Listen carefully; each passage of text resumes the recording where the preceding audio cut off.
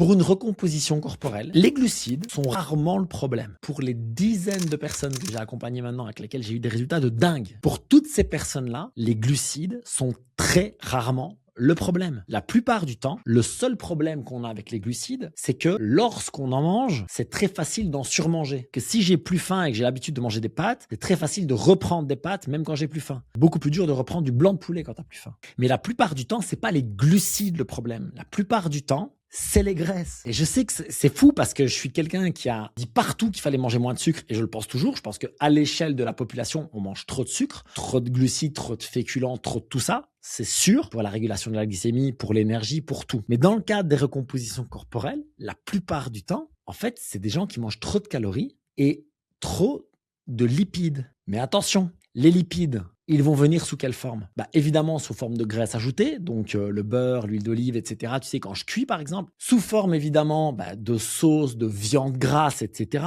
Et puis, il y a des aliments aussi qui nous trahissent, qui sont, par exemple, les noix, les putains de barres protéinées de merde qui sont ultra caloriques la plupart du temps. Et puis, il y a les aliments qui ont un goût sucré, mais qui sont très gras. Et ceux-là, par contre, effectivement, posent beaucoup de problèmes. La glace, les biscuits, les cookies, les chips, etc., etc. Alors, les chips, ça n'a pas un goût sucré, c'est salé, mais c'est le fameux glucide plus gras plus salé. Ces aliments-là, par contre, posent problème. Mais ils posent plus problème pour une question, finalement, d'habitude comportementale qu'un problème de dépendance réelle. D'accord? De dépendance, je parle directement à la substance. Donc, faut pas confondre le « j'ai l'habitude de prendre une glace avec mon fils samedi après-midi à chaque fois et je prends 2 boules de glace et de la chantilly, voilà. Et si je vais avec mon fils le samedi après-midi et que je prends plus de glace, je sais pas quoi faire de moi. » Ou quand je sais pas moi, il y a des gens, c'est à chaque fin de repas, c'est un carré de chocolat. Si à la fin de repas, j'ai pas mon carré de chocolat, c'est beaucoup plus comportemental finalement qu'une vraie addiction au sucre. En fait, on n'est pas techniquement addict au sucre. Mais on est vraiment addict à des comportements d'alimentation. Moi, j'avais ça avec le cinéma, par exemple. J'allais au cinéma et c'était le moment où on se faisait péter avec mon frère. Et c'était nachos, sauce fromage, Coca Light, glace, machin, chocolat. C'était un bordel. Et pendant des années, j'ai pas pu aller au cinéma sans manger. Alors après, j'ai fait des meilleurs choix alimentaires petit à petit. Puis maintenant, c'est juste une eau pétillante avec un goût. Mais j'ai vraiment ce truc de cinéma égale manger. C'est comportemental beaucoup plus que, en fait, finalement, vraiment, j'ai envie spécifiquement du nachos avec le fromage, quoi. Les glucides, finalement, dans une mesure, sont même plutôt utiles dans une recomposition corporelle pour 2 raisons. La première, c'est que quand ils sont placés intelligemment autour de l'entraînement, ils vont te donner de l'énergie et ils vont être beaucoup plus utilisés par tes muscles, que ce soit directement pendant l'effort ou pour recharger ce qu'on appelle ton glycogène musculaire, donc tes réserves de sucre dans les muscles. Donc déjà là, ils ont un intérêt réel par rapport à la performance sportive finalement. Puisqu'on sait qu'on veut faire du muscle, ça veut dire qu'on doit être bon à l'entraînement, à ton niveau à toi. Mais à ton niveau à toi, tu dois progresser. Eh bien, les glucides vont être utiles pour ça. Et la deuxième chose, c'est que finalement, on observe parfois, avec des doses mesurées, j'insiste lourdement, plus de satiété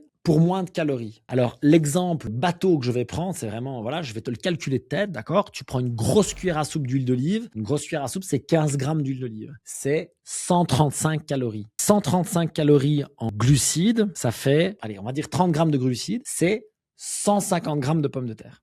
Ok, 150 grammes de pommes de terre dans une assiette, tu les pelles, tu les cuis à la vapeur, tu les laisses refroidir, tu as de la maison résistant. En plus, l'index glycémique est modéré. 150 grammes de pommes de terre dans une assiette, ça va te créer beaucoup plus de satiété qu'une cuillère d'huile d'olive en plus. Attention, ça c'est à condition 1 de manger des fibres, des lipides, des protéines dans ton alimentation et d'en avoir assez. Parce que si tu as pas assez de fibres, pas assez de lipides, pas assez de protéines, et souvent d'ailleurs pas assez de protéines, tu vas surcompenser en mangeant beaucoup de gras, beaucoup de glucides, etc. parce que tu as faim.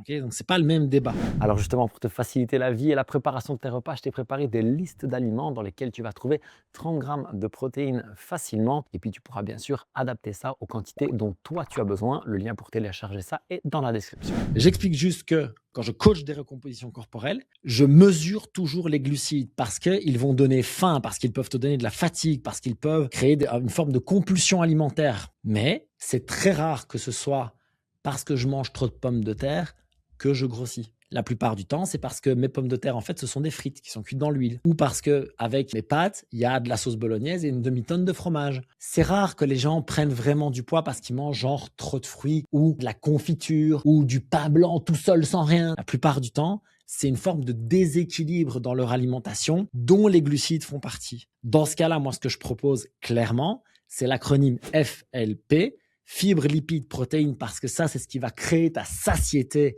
et ce qui va te donner une énergie beaucoup plus diffuse que celle des glucides. Mais il y a le petit G entre parenthèses là, et je pense que la plupart du temps, c'est tout à fait OK de mettre des glucides dans son repas sous forme de légumes, sous forme de tubercules, sous forme de fruits en priorité. Et pourquoi pas, pour ceux qui les passent bien, un petit peu de pommes de terre, de patates douces, un peu de riz blanc. J'ai tendance plutôt à éviter les céréales à gluten, c'est sûr. Ça a l'air de bien marcher pour la plupart des gens. Certains de mes clients prennent un peu de pain au levain et ça a l'air de fonctionner pour eux. Je fais toujours très attention à la réaction inflammatoire derrière. Mais l'idée reste que c'est rare que ce soit les glucides le problème. C'est assez rare dans les cas que je coach. Donc, qu'est-ce que tu voudrais, par exemple, comme formule? C'est te dire, pour 1 gramme de protéines, j'ai 1 gramme de glucides, pas plus. OK? Max. Ça peut être un peu moins, mais quand tu vas faire du sport, par exemple, 1 gramme de protéines, 1 gramme de glucides, c'est quelque chose que j'ai vu qui fonctionnait assez bien pour avoir une satiété modérée, pour avoir de l'énergie à l'entraînement, etc., etc. Oui, bien sûr, il y a des régimes plus low carb. Oui, bien sûr, on pourrait faire du cétogène. Il y a plein de choses qui existent. Mais honnêtement, regarde déjà au niveau de est-ce que tu as assez de protéines et n'as-tu pas trop de lipides? Parce que c'est quand même beaucoup plus facile de passer de l'énorme cuillère à soupe d'huile d'olive à une petite cuillère à café, par exemple, qui va quand même donner du goût sur mes légumes, sur ma viande, sur ceci, sur cela, plutôt que de charger comme un veau. Ça va être plus facile de diminuer ça et de rester modéré avec les fruits, les tubercules, les légumes, etc. Puisque tu es toujours là à ce moment-ci dans la vidéo, c'est que tu es vraiment déterminé à changer de corps. Et pour t'y aider, j'ai mis au point un programme entièrement gratuit de 5 jours où je t'accompagne étape par étape. Je vais te montrer quoi manger, quand le manger, combien manger pour que tu puisses vraiment avoir des résultats qui se voient enfin sur ton corps et qu'ils soient durables cette fois. Le lien vers ce programme entièrement gratuit est juste ici et je te le mets aussi dans la description pour te faciliter la vie. Peace.